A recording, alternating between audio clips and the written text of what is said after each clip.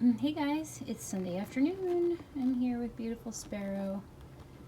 I'm still working out the light. We have this gorgeous sunlight outside the window here, but it's like the time of day where it's coming directly in, so she was getting these really bright flashes across her face. Anyway, so we've replanned the positioning of this video several times, and rather than hold her, I decided to just put her down. I'm going to fix her hat real quick because it's turned sideways. She's been laying in some very colorful patterns recently, especially with this owl blanket, but it's really cute. I like the fabric of it too. It's pretty soft, so there's no patterns or anything on it. I don't know that I necessarily have a specific topic, surprise, surprise, but I wanted to give you some updates. First update is that my Will by Natalie Scholl is almost ready for hair. So he's actually getting his eyes glued in today. And I'm ridiculously excited to see what he looks like. As you know, that baby may potentially be going to a new mommy immediately. But, you know, he's not sold yet, so he'll be mine at least for a little while. And that baby was one that her last version of the kit kept me up at night, that I didn't bring him home. So I'll be sharing him. He'll probably be home, I don't know, in like a week maybe. You know, his hair will have to dry and stuff, but she's almost done with him. Oh, and I forgot to tell you guys, I had the opportunity to share pictures of my Sparrow with one of my coworkers that she works out of another office, and every once in a while she works out of our office. She wasn't there for the Halloween thing, so she didn't have any idea about the dolls. So I shared some pictures and video of her movement and stuff, and she was like blown away. She couldn't believe that. She asked a couple times, like she brought it back up, and I told her,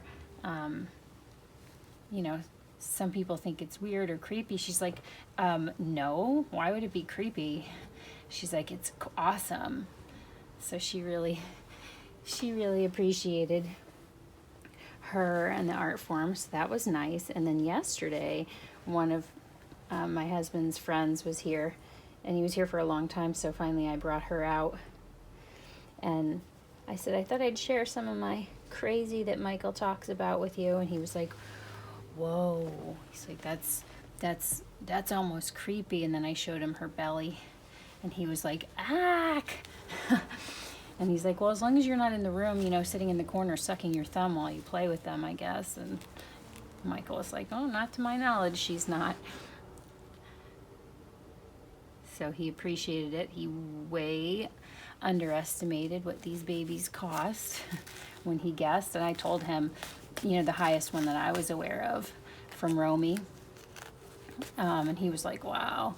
And so they said that they want to start sculpting babies and selling them. Yeah, I'm sure.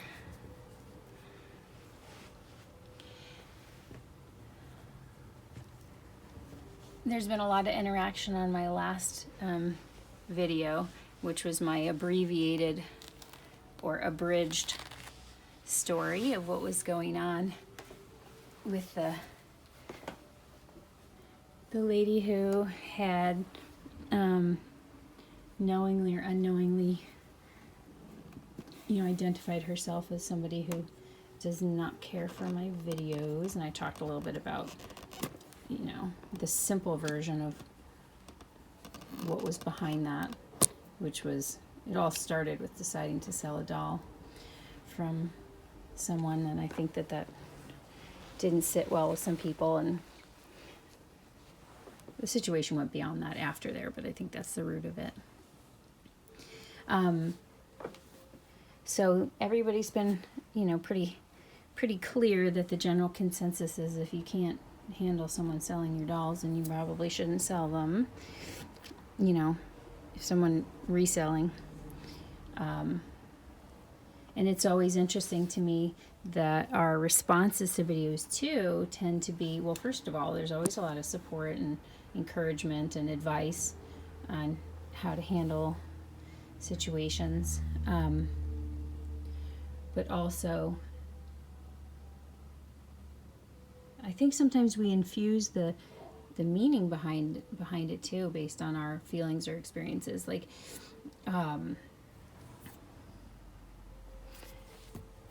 Like maybe assuming that having people who thumbs down your videos, is very upsetting, or like on a previous video, assuming that, I was really irritated by people who might beg for dolls, which I never said, but it was, picked up on or became a topic of conversation for a lot of people. So it's definitely, obviously, something that has affected many people. They have strong opinions on it. I agree with the opinions that I've heard so far. Look at this sweet girl. Oh my gosh. It's interesting. I say interesting a lot.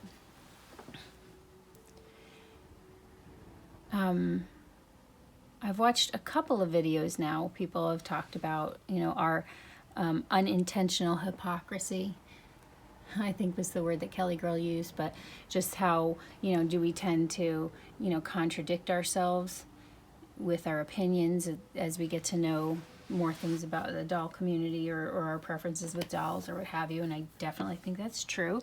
You can see it, you can experience it very directly with going from saying you'd never sell to selling, or you'd never spend a certain amount to spending, or I preferred closed-eyed boys. And I have all open-eyed dolls now, and 2 girls and 1 boy. And there's another boy coming, but he is open-eyed. And he was planned before a sparrow, but I'm madly in love with my girls. And I was resistant to getting a girl. So I think if anything in life, talking in absolutes can get you into some trouble. Not real trouble, but where you may end up having to backtrack. I can't get enough of this doll, you guys. So, what was I saying?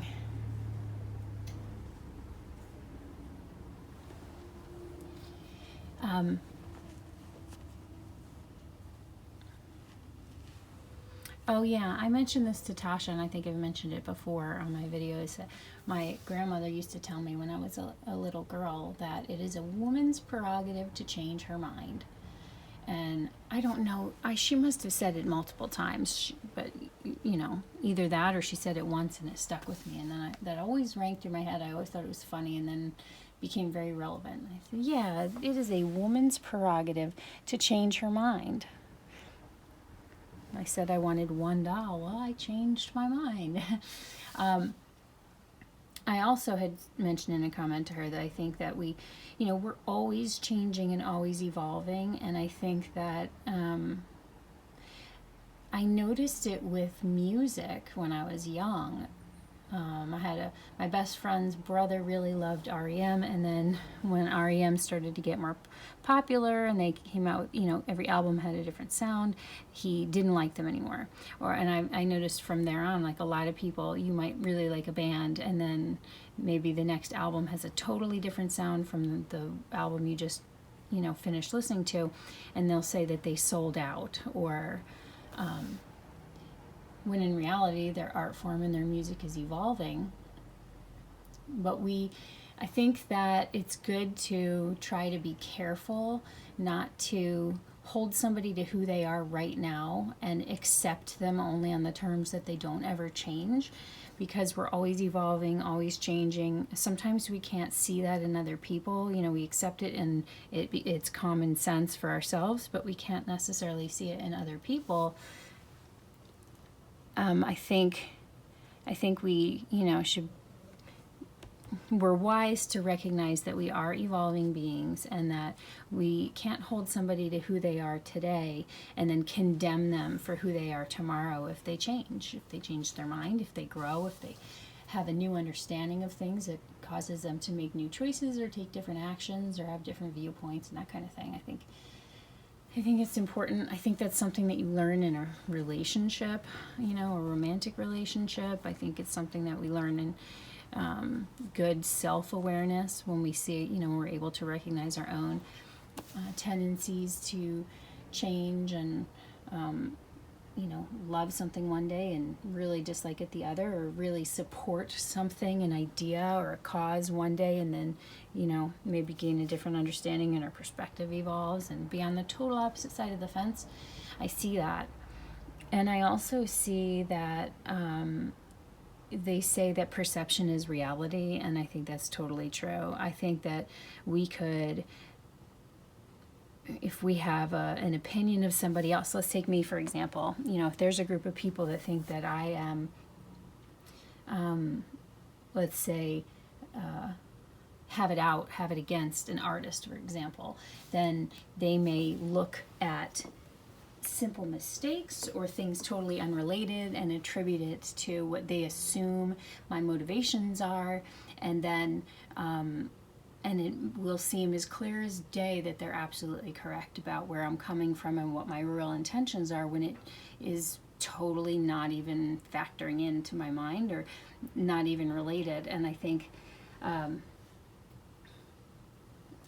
just think that it's like a filter or a lens through which we see things. So if you have an opinion of somebody and they, do something, make a video, make a choice, make a statement, and you perceive them to be a certain way with a certain set of intentions and motivations, and maybe that's malicious, you could look at something that they do and assume that it's,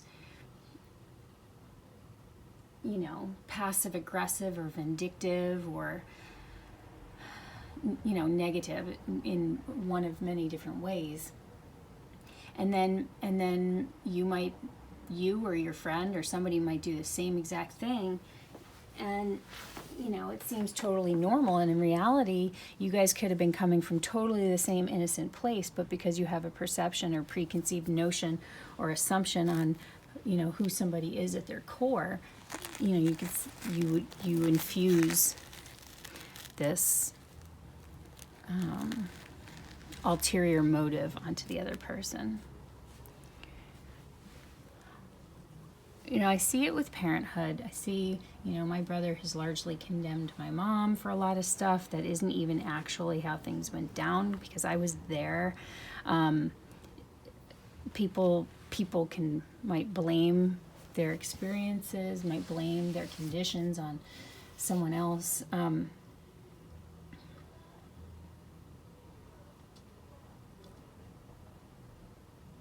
I totally lost my train of thought when I started talking about my family, because I started thinking about them.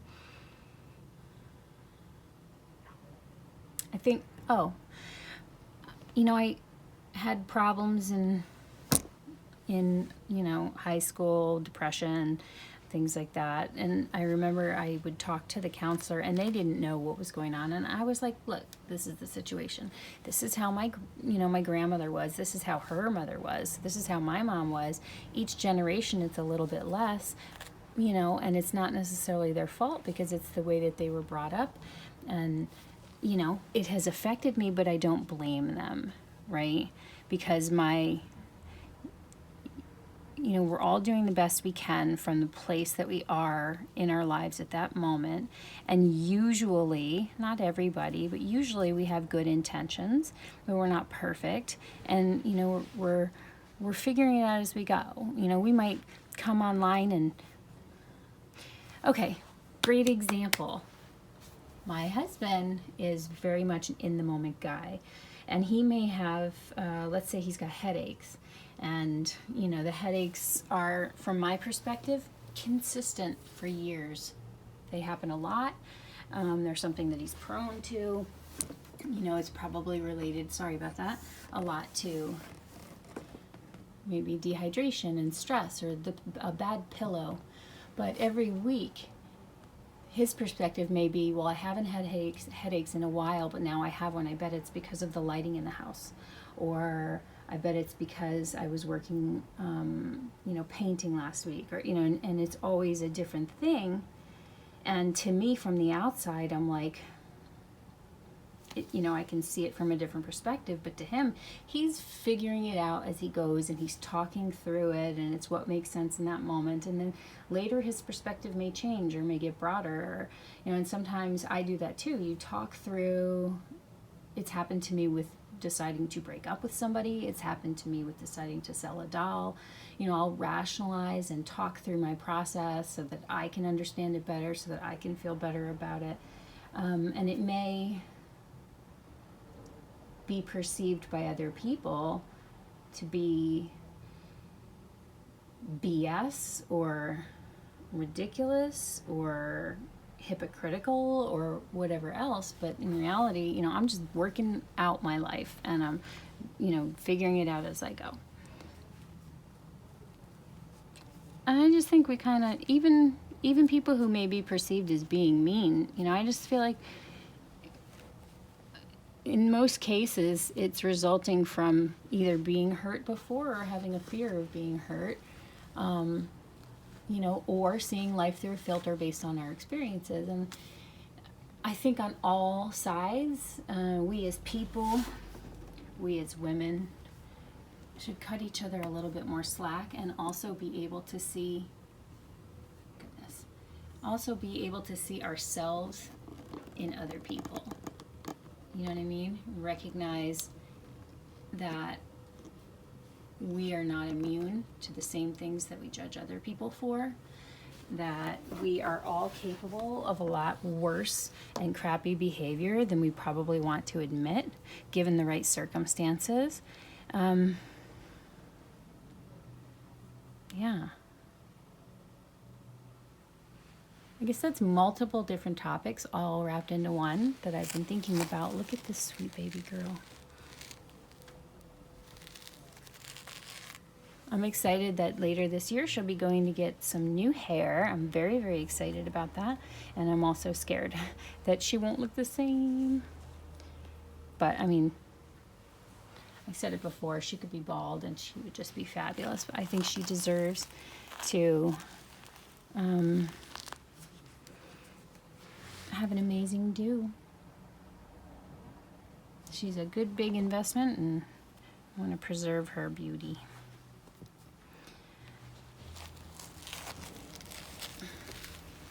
So how many of you guys know the Will Kit by Natalie Scholl? What is your, someone called it a unicorn. What's your unicorn kit? What's your hard to find, long sold out, in demand Reborn kit?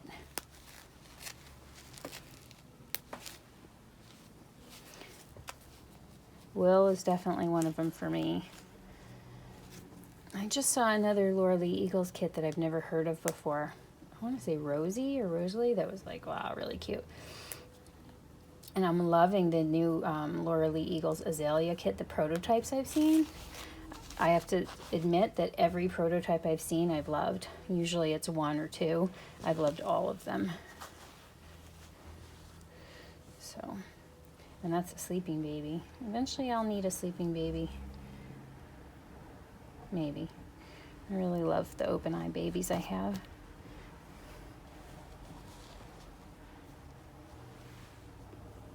Well, I hope you've enjoyed looking at this girl. I like to move her around and show you different angles, a little bit different angles, not huge, but different movements. And I guess that's all. Just wanted to hop on and hang out with you guys for a little bit and see what flowed out. Hope you've all had a great weekend. As always, we appreciate you. And until next time, lots and lots of love. Bye for now.